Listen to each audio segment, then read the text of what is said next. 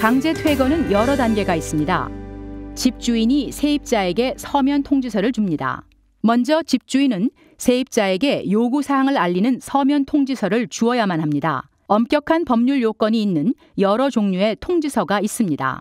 집주인이 알맞는 통지서를 사용하지 않거나 맞게 작성하지 않고 세입자에게 제대로 주지 않으면 집주인은 강제 퇴거권을 잃게 될 수 있습니다. 집주인은 불법 유치서를 작성하고 송달합니다.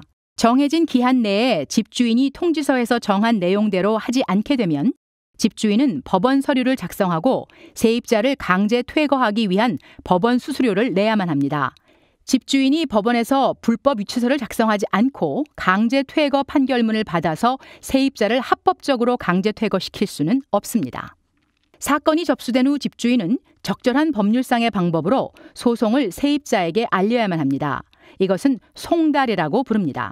상대방에게 송달하는 여러 가지 방법이 있고 규정은 매우 엄격합니다. 세입자는 답변서를 작성하여 송달합니다. 송달한 후 세입자는 5일 내로 법원에 서류를 작성하여 집주인에게 송달해야 합니다. 세입자가 작성하는 가장 흔한 답변서는 대답이라고 합니다. 세입자가 제때에 서류를 작성하지 않게 되면 집주인은 사건을 결석으로 승소하게 되며 재판은 없습니다. 이것은 세입자가 판사에게 자신의 입장을 제시할 기회가 없다는 의미입니다. 재판 일정이 정해집니다. 세입자가 답변서를 제출하면 집주인 혹은 세입자는 재판 날짜가 정해지도록 법원에 요청해야 합니다. 원하면 어느 한쪽에서 배심원 재판을 요청할 수도 있지만 배심원을 요청하는 측은 법원에 배심원 비용을 내야만 합니다. 재판을 요청할 경우 법원은 재판 날짜 통지서를 집주인과 세입자에게 보냅니다. 재판은 요청된 날짜로부터 20일 이내에 합니다. 당사자들은 법원 준비를 합니다. 사건을 준비하며 다음 사항을 지키십시오. 귀하의 사건에 해당되는 법을 알아보고 이해하십시오. 임대계약서, 통지서, 임대 영수증, 사진, 기타 증거 자료를 준비하십시오. 증인들과 이야기하여 귀하의 재판에 나오도록 분명히 하십시오. 법원에 가서 불법 유치 재판을 참관해 보십시오. 재판이 열립니다.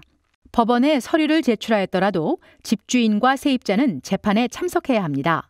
어느 한쪽이 결석하여 증거를 제시하지 않을 경우 법원은 사건을 그쪽에 불리하게 판결할 수 있습니다.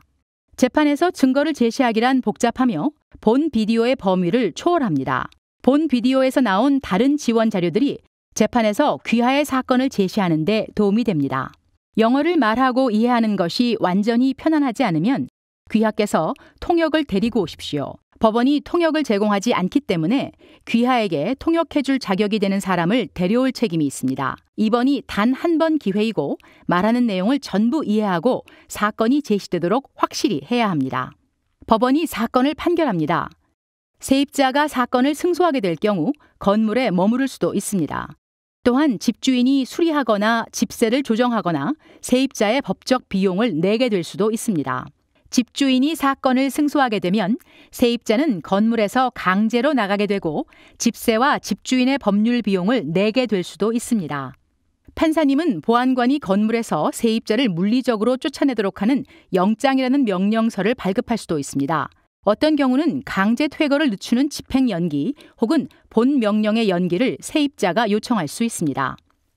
모든 절차를 제대로 거쳐서 양측이 법원 절차에 참석하면 강제 퇴거는 집주인이 법원에서 서류를 작성하는 시점으로부터 30일이 걸립니다. 세입자가 소송에 응답하지 않으면 빠르면 14일 안으로 이사 나가야 하게 될 수 있습니다.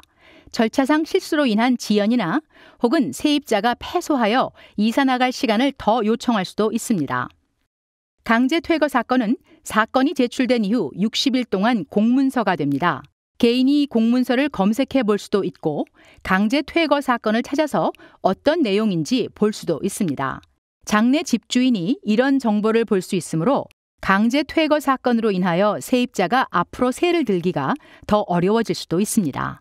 세입자의 대답이 없거나 세입자가 대답하고 패소하여 집주인이 강제 퇴거 사건을 승소할 경우에 강제 퇴거 판결은 세입자의 신용 보고서에 나올 수도 있습니다.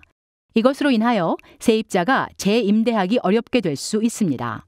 세입자가 재판을 승소하거나 양측이 서면 합의서로 해결을 보게 되면 일반적으로 강제 퇴거 사건은 세입자의 신용 보고서에 나오지 않게 됩니다.